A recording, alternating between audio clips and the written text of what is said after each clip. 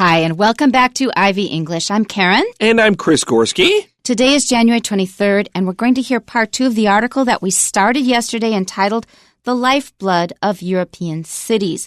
We covered only 2 rivers in 2 European cities, the River Thames in London and the Vltava in Czechia, the Czech Republic. So today we're going to move on to 2 other major European countries. We'll find out what they are in a minute. Our title again is The Lifeblood of European Cities. The Thames and the Vltava demonstrate how rivers can nurture cities and shape their character, while the Seine and the Rhine show rivers as cultural stages or bridges between nations. The Seine. The Seine has shaped Paris since ancient times. The first settlement was built on its islands, and from there the city gradually expanded outward. Over the centuries, the river became both a stage for French history and a wellspring of artistic inspiration. Crowds gathered on its bridges during the Revolution, and later the Impressionists captured its changing lights in their paintings. Today, landmarks such as Notre Dame, the Louvre, and the Eiffel Tower rise near its banks, which are now recognized as a UNESCO World Heritage Site. Writers like Victor Hugo set stories beside it, while painters such as Claude Monet immortalized its waters in their works. The Rhine. The Rhine tells a broader story. Rising in the Swiss Alps, it flows through Germany into the Netherlands and has long carried trade that enriched towns along its course. Its castles and vineyards recall the wealth and conflicts of medieval Europe, while romantic poets and painters turned it into a symbol of unity and legend. In the modern era, treaties on navigation and commerce made the Rhine a channel of cooperation among nations. Still one of Europe's busiest waterways, it showcases how a river can divide in war, yet unite in peace. And I'm waiting for part 2 of this sentence. Yeah, unite in peace. That's what we really need. Let's go back to the beginning, the lifeblood of European cities. The Thames and the Vltava demonstrate how rivers can nurture cities and shape their character, while the Seine and the Rhine show rivers as cultural stages or bridges between nations. So if you're not really sure how the Thames and the Vltava nurtured cities and shaped their character, you need to go back to yesterday's broadcast. Listen to that, then you'll know the background of what we're talking about today. Today, we're moving on from London and Prague to France and Germany. All right, before we jump into the Seine, let's look at the word bridges, and this is an easy word. If you're reading this magazine, you certainly know this word, but let's look at the DGE. The DGE isn't present in a lot of words, but it's always telling you that this vowel is going to be a short vowel. So you see in a fridge or a bridge. And the reason that D is there is because if you drop it, this looks like B-R-I-G-E. And you might want to say brige or frige, and those are incorrect. Pay attention to the DGE. It's just telling you, use a short vowel. And not only that, if it is plural, you don't say bridges. You say bridges. You need an extra syllable there. The Seine. The Seine has shaped Paris since ancient times, and indeed, Paris was first settled around the mid-3rd century BCE, so like the beginning of the Han Dynasty. The first settlement was built on its islands, and from there, the city gradually expanded outwards. And indeed, those first settlements was built on something called the Ile de la Cité, and the Romans actually called it Lutetia, which is how I knew it. I didn't know the French name. I had to check. And now it's still called Ile-de-France. It's the Isle of France, and that's Paris. It very much is. It was this really important fishing and trade island, and you could move things very easily around here. So it was a very nice early settlement, again, that I explained, I want to say yesterday, with shepherds, and you had fishermen create these settlements, and cities expand outward from there. Over the centuries, the river became both a stage for French history and a wellspring of artistic inspiration. So a spring is a place where water comes from. It's a natural water source. there are a number of if you're willing to do the walk or you're willing to make the trip, a lot of these river sources, these well springs where the water comes from, are actually really interesting little monuments. And some of them are more protected than others. For example, the Thames water source is a little bit more of a manufacturing location than, say, the Seine. And the Seine actually has like a little statue and a gate, and it's quite lovely looking, from my opinion. But Wellspring here, of course, is not actually talking about the source of the river, but just as inspiration for types of writing and art and literature. Yeah, this makes me think of Itasca, which is supposedly the source of the Mississippi River in Minnesota. That's a big deal for us. Right. Of course. It's such an iconic river that, yeah, people would want to see where does it come from, and you would want to control and protect it. Right, even though it's a teeny tiny city in northern Minnesota with not many people. Let's continue to our next sentence. Crowds gathered on its bridges during the Revolution, and later the Impressionists captured its changing lights in their paintings. I don't know about you, but I had a lot of very colorful, flashy images in my head when you read that. Certainly with the Impressionists. Those are those guys with those big, loose, visible, broad strokes with their brushes, and things are impressionistic rather than a depiction. Claude Monet is like the most famous guy of that. And of course, we'll talk about that in the next paragraph. And especially capturing light and shadow. But I was thinking of the revolution because with all the political stuff going on these days, I keep thinking of the French Revolution. People have been bringing it up now in political discourse. I've read a fair bit about it. That was quite an event, and a lot of people lost their heads. Oh, if we could avoid the French Revolution, that would be great. Yeah, let's avoid that. Today, landmarks such as Notre Dame, the Louvre, and the Eiffel Tower rise near its banks, which are now recognized as a UNESCO World Heritage Site. So the Seine source is actually owned by Paris. I forgot to mention this in the last paragraph. The source of the Seine is in the hills of Burgundy, and the city of Paris actually purchased that land in 1864, which I have to imagine was a very smart investment to protect the source of its entire lifeblood of a city. To continue, writers like Victor Hugo set stories beside it, while painters such as Claude Monet immortalized its waters in their works. And these also call up a lot of images in my head. I read Les Miserables when I was in my early teens, maybe when I was 14. I couldn't put it down, and it had me crying in parts. And you have such vivid descriptions of for example, the drains, and the underground tunnels and things of Paris, all connected with the river.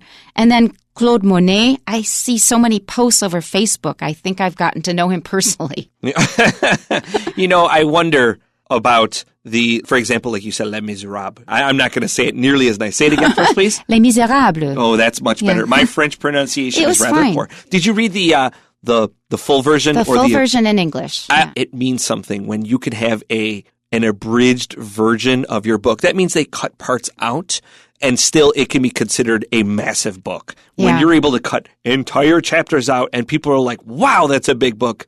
You really do write a lot. At the time, I was sitting in our green armchair in our living room, and I thought, I'm proud of myself for doing this, but man, this is one dang good book. Very enjoyable. I agree. So the Seine actually has a lower average discharge of water than two of its tributaries. Now, a tributary is a smaller river that flows into a bigger river, and these smaller rivers flow into the big river.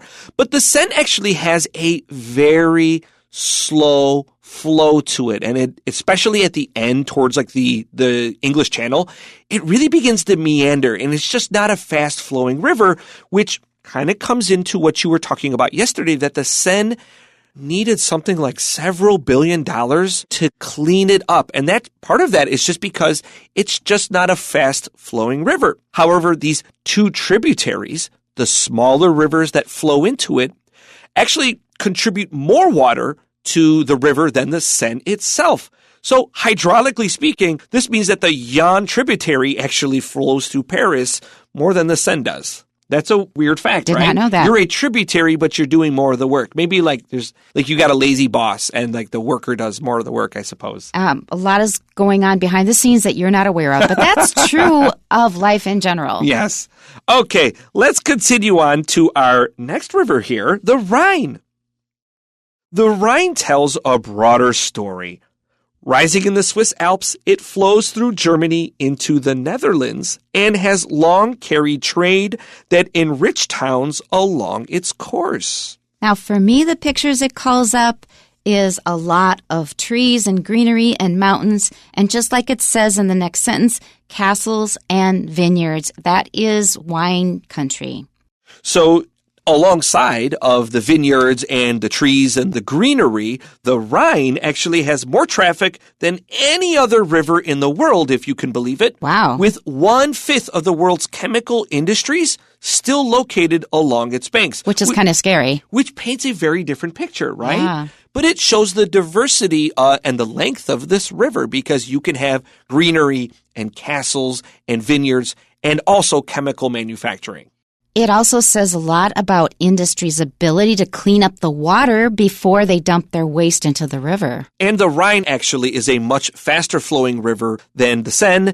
I said that the Seine was a very slow flowing river. The Rhine, because the water tumbles out of the Swiss Alps, it has a much faster speed, and the rock, I believe it's more limestone. It's harder. It doesn't erode, and so it can kind of just really push through there. And it doesn't meander. It just flows through really fast, which probably has helped Germany maintain this cleaner river so that you can have things like castles and vineyards and greenery as opposed to like very dirty water like the Seine. Yeah. The other thing that the Rhine makes me think of is the Lorelei. So I'm sure everybody is familiar with the melody. So just type in Lorelei, Lorelei, Lorelei, and look it up on YouTube, and then you will hear it. Our next sentence, its castles and vineyards recall the wealth and conflicts of medieval Europe, while romantic poets and painters turned it into a symbol of unity and legend. Now, that is the problem with human history is we've got both. And you've got this saying in Chinese. It means if you're united for a long time, you will split. And if you're split and separated for a long time, you will unite again. So that is really the story of history over time. And what comes to mind is all these children's fairy tales that we read about, castles and princesses and princes and all this other stuff. And you realize the reason that they had all these castles is because they had these small principalities and states that were constantly at war with each other. The Rhine actually is home to some really magnificent castles. Yes. And part of that, to kind of build on Karen's story here, unfortunately, I'm forgetting his name. Germany, at least the land we now call Germany, had a king that was, maybe we might say, foppish, and he wasn't really interested in making babies and taking control of a country. He really lived a kind of fairy tale life, and in order to enact that fairy tale life in his world, he built these fantastical castles. However, as he was doing this, Germany was undergoing a change and becoming more modern, and you have this kind of foppish king who's not really focused on nation building, while everyone else is kind of saying, we need to begin militarizing, undergoing an industrial transformation, and they pushed this guy out. They did not like what he did. However, we still celebrate those castles as one of the great kind of lasting achievements of like the 1700s. I think when you look at them and you think of those fairy tales from your childhood, that's what you might think. But now when I see structures like this, I think of other ones in a part of Georgia. All of them symbolize violence, that people were fighting each other. So their meaning has changed for me. Vineyards, be careful. This is built, it is a compound noun. It's built of two smaller words, vine and yards, but we do not say vineyards. I almost said it just to point out, don't say this. It's a vineyard, and that's where you grow grapes. The word medieval literally means Middle Ages in Latin. And of course, if we have a phrase Middle Ages, we also know that it was coined after this era, because how would you be in the Middle Ages if you are currently going through it? Right. It would always be the modern day when you're living through it. And so this is a phrase that came from the 19th century, although it was first used in the 15th century, interestingly, which I think you and I would argue is like smack dab in the Middle Ages, right? The 15th century? No, that's kind of Renaissance. It's getting close to Renaissance. Yeah, it's the end of the Middle Ages here. Yeah. All right. We also talked about the Romantic poets here, and the Impressionists and the Romantic poets we're kind of reacting to the tail end of the Renaissance that we just brought up. The Renaissance was all about using science and not just creating more detailed, realistic art, but also studying things and measuring things with accuracy. In reaction to that, a lot of artists and writers really disliked how cold so much literature had become, how much science had dominated the way people thought. And so they wanted to dive deeper into more of the emotions of the human experience. And that's where you get things like impressionist and romantic poems. And that also was expressed in music. We had the Romantic period where, to me, it's a little too mushy. I agree. Like the Baroque, it's way too much. I like the Baroque better. Okay, our last paragraph. In the modern era, treaties on navigation and commerce made the Rhine a channel of cooperation among nations. Whenever I see the word cooperation, I think, thank goodness, that's what we need to do. We need to cooperate. No matter how different our ideas about the world are, we need to cooperate. That is why humans have become dominant in the world, because of our ability to cooperate. Yeah, I think that I mentioned yesterday that the Rhine is home to one of the world's rare tri-country borders. So you have Switzerland, you have Germany and France all coming together at one point along the Rhine. Part of that tells you that, of course, access to this river is very important. And it also kind of shares with you that rivers are important in creating national borders over here. And then it builds into the idea that we talked about yesterday, that it builds your national characteristics, your national pride, like the Vltava. So here we're French, over there we're Germany, this is Switzerland, and violating those borders could create serious conflict. The weird part is that we often think of rivers as kind of just always being there, but of course they wander. Of course rivers ebb and flow and change, and that means your border is going to change.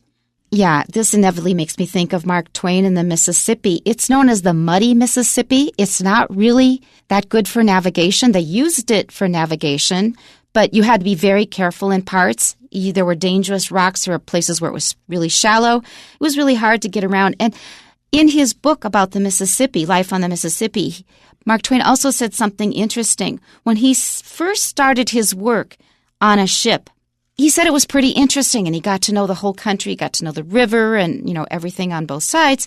It was fascinating. But he said, once you know it really, really well, it's not so interesting anymore. It just becomes routine. I think of that a lot. When we go to places to see new scenes and have new experiences, like when we're traveling, it's great. But after you've lived there for a while, man, it's just everyday life. It's just another river there. Yeah, I agree. I remember traveling across the Mississippi for the first time and being really interested in looking at it. And as I've done that over the years for various reasons, it's like, oh yeah, the Mississippi. But I don't stop my car and get out and look at it, Although I do love to point out the names of some of these, like the Mississippi, the Chattahoochee. There's all these great names of these rivers all across the world. These names are just so fun to say, like the Rhine, the Seine, the Thames. I'm kind of off on a weird tangent here, but I really mean these rivers reflect your local culture and language, and they're a lot of fun to say for some reason. Yeah, that's true. But back to Mark Twain, it ended up that he knew every single teeny tiny minuscule detail. Every place there was like a rock sticking out or something, he got to know everything. And the thing about life is we're always seeking novelty. We want to see something new. And he said that at one point, the Mississippi lost that for him. See, he needed to go to the Chattahoochee. He needed to do something else. One river we're not talking about because it's not in Europe is the Nile River. And the Nile River, if you know anything about Egypt, is of course that famous river that runs through the desert country of Egypt. But along those riverbanks, you have lots of farming, you have massive cities, and of course you have the pyramids. And those rivers were used to transport all sorts of goods up and down the river. When the Europeans began to build their empires around the world, one place they really wanted to explore was Africa.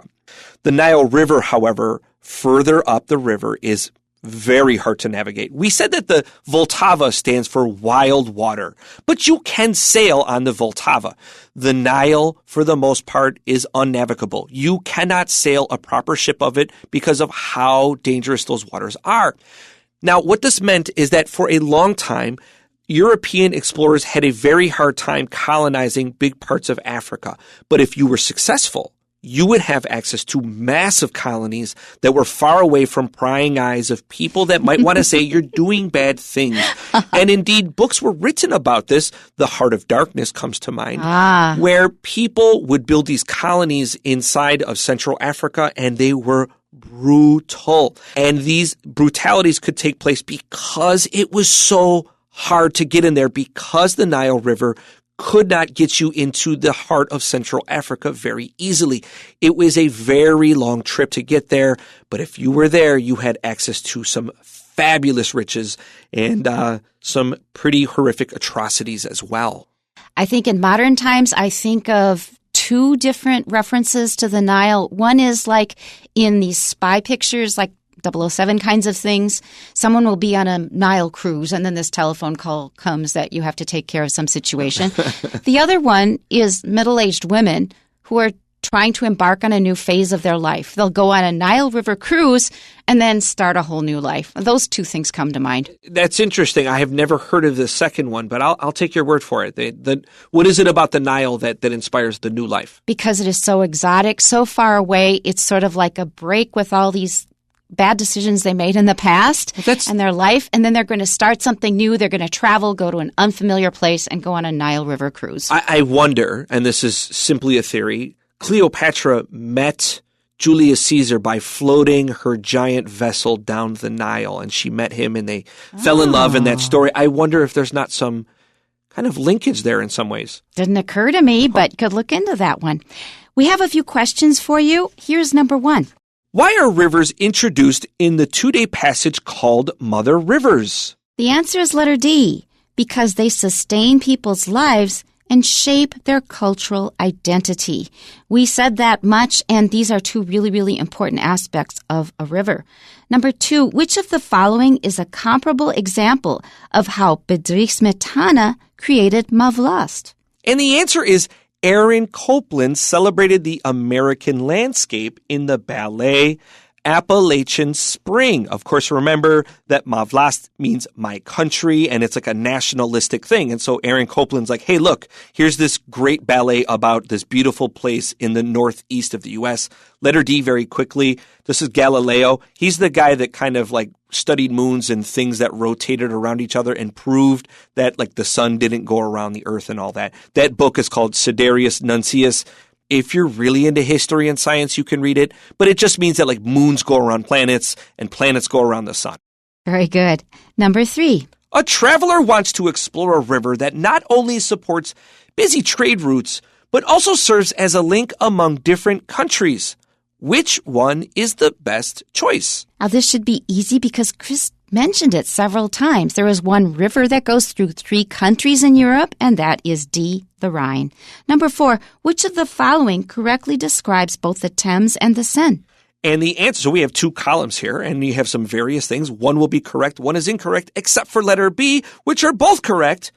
The Thames supported commerce while also standing as a symbol of culture, and the Seine witnessed national events and inspired artistic works. And that's all we have time for today. Tune in next time. We'll see you then. Bye-bye. Bye-bye.